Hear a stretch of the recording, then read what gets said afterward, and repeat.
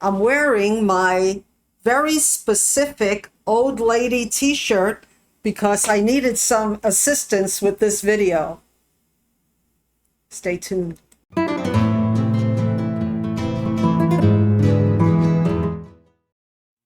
Hi everybody, and welcome back to my channel. I'm Marilyn, my nickname is Maya, and my t-shirt says, never underestimate an old lady who reads a lot of books and I was going to say drinks tea, but was born in August. So that's very specific. And it has, let me see if I can get it, a cup of tea and a book, all the things I love. So this helps me when I need a little assistance. Why do I need a little assistance? But these last couple of months have been kind of difficult.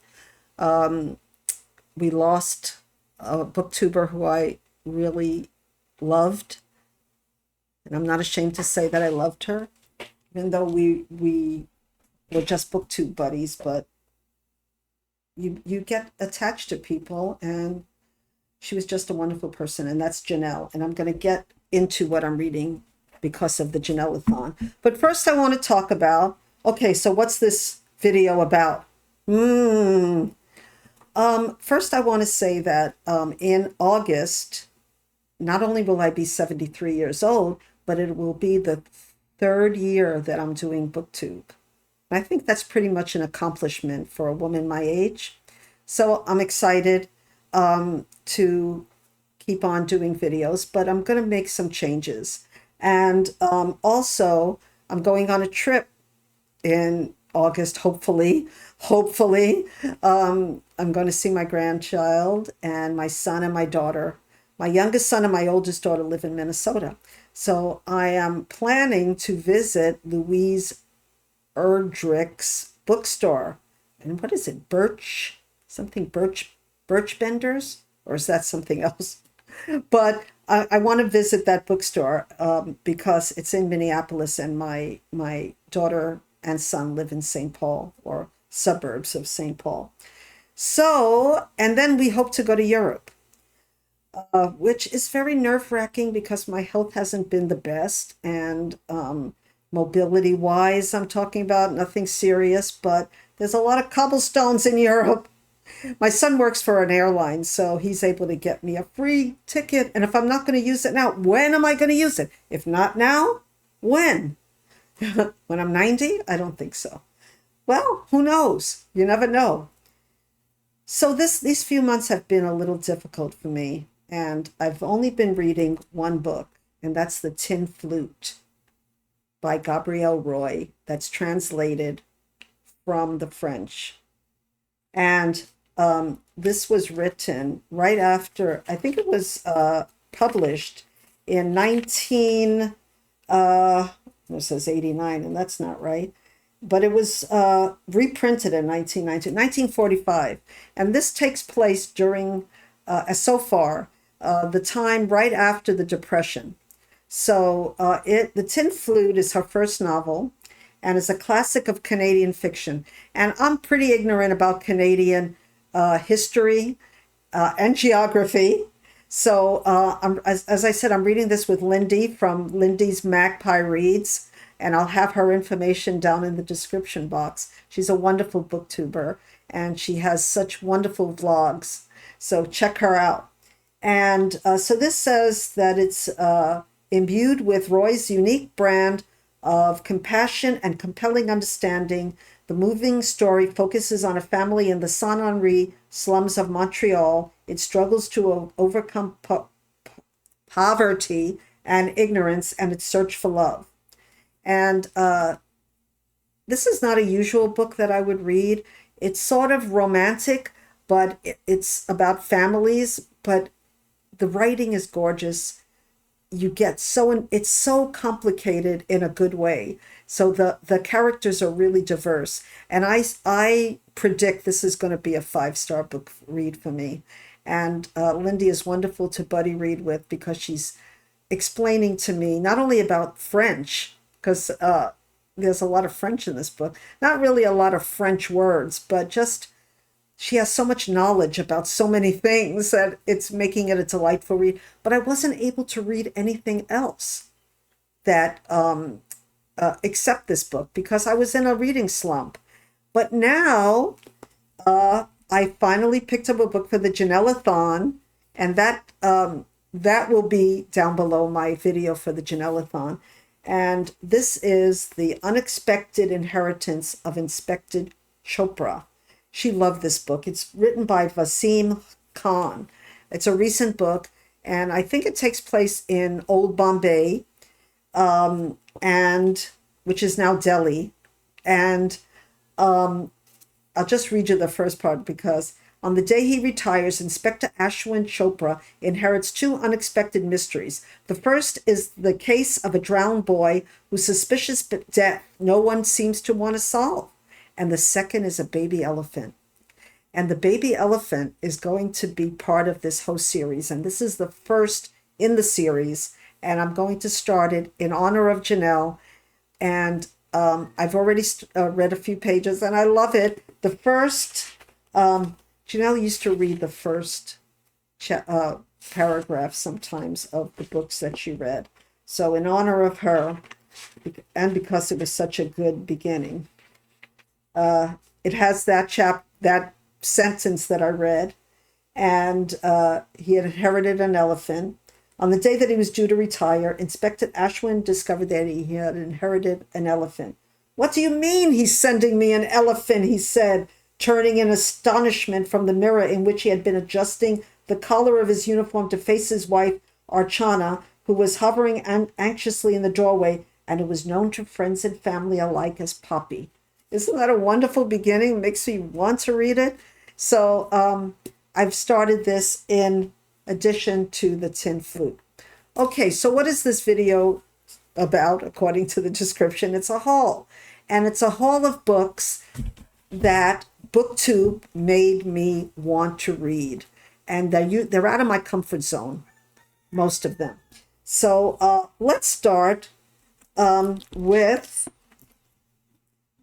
The Bandit Queens by Parini Shroff.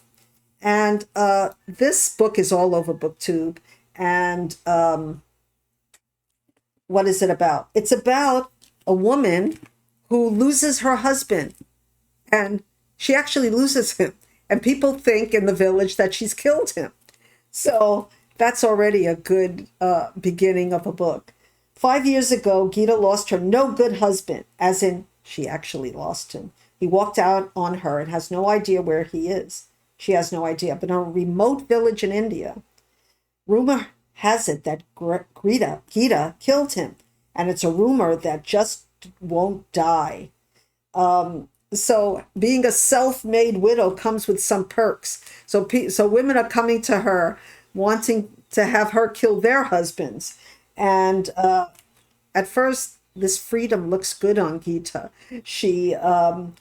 Other women are asking for her expertise, and it's been good for business. No one dares to not buy her jewelry, and no one messes with Gita, harasses her, or tries to control her. Ahem wants to marry her. I mean, this sounds delightful.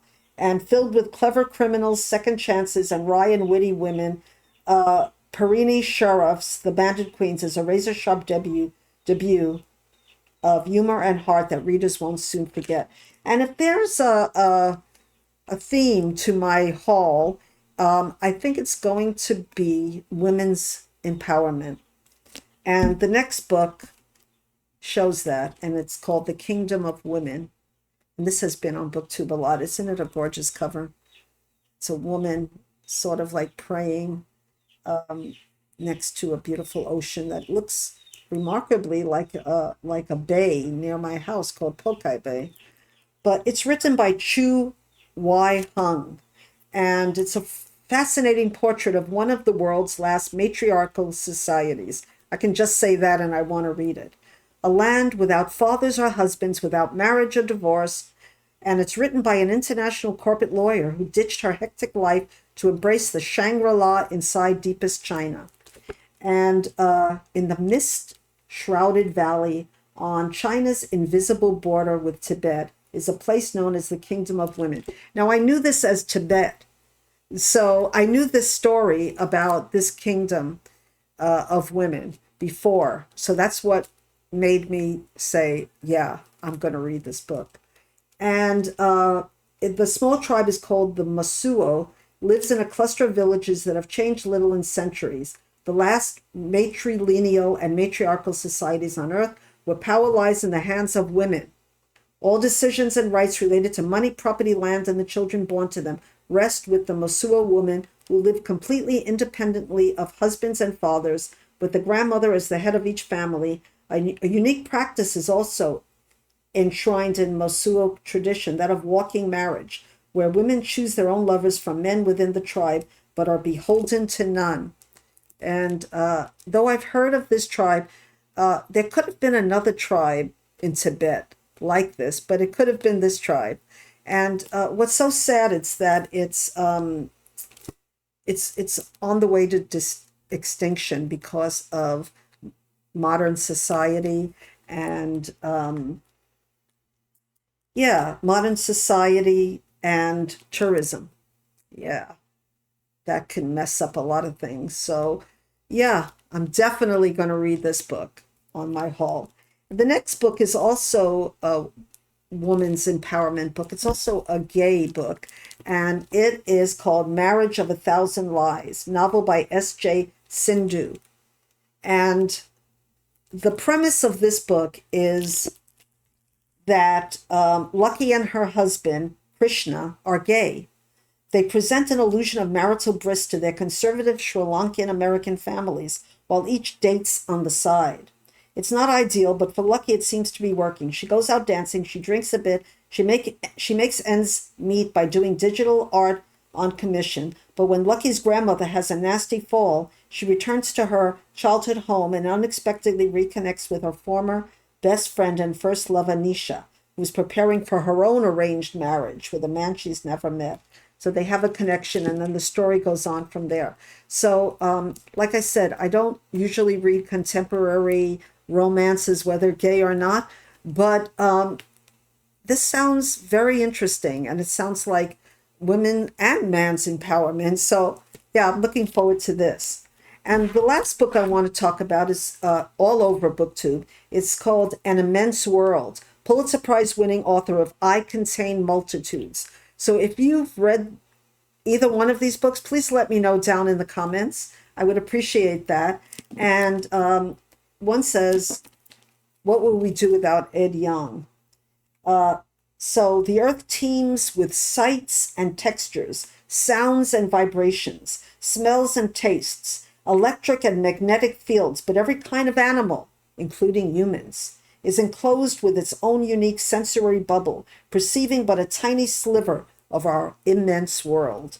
So author and Pulitzer Prize winning science journalist Ed Yong coaxes us beyond the confines of our own senses, allowing us to perceive the skeins of scent, waves of electromagnetism, and pulses of pleasure that surround us. We encounter beetles that are drawn to fires, turtles that can track the Earth's magnetic fields, fish that fill rivers with electric messages, and even humans who wield sonar like bats. So if you like animals, I think this would be great. I love animals. I lost my 3 Havanese dogs in the last 2 to 3 years, and it took me a long time. These were the first furry pet family that I've had.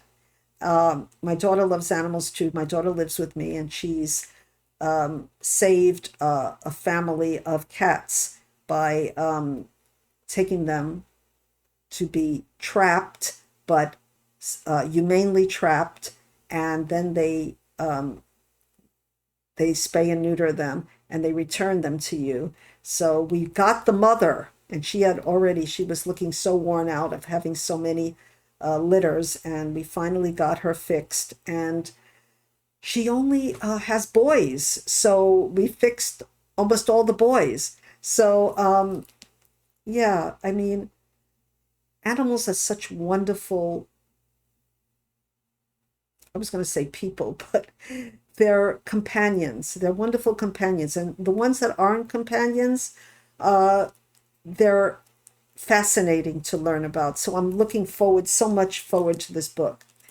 So even though that's the end of my haul of out of my comfort zone, BookTube made me want to read it, books, I just wanted to say that I'm having a moment because in August, not only is my t-shirt say that people are born in August, but also I'll be 73 in August, and it'll be 3 years that I'm on BookTube. Yay me!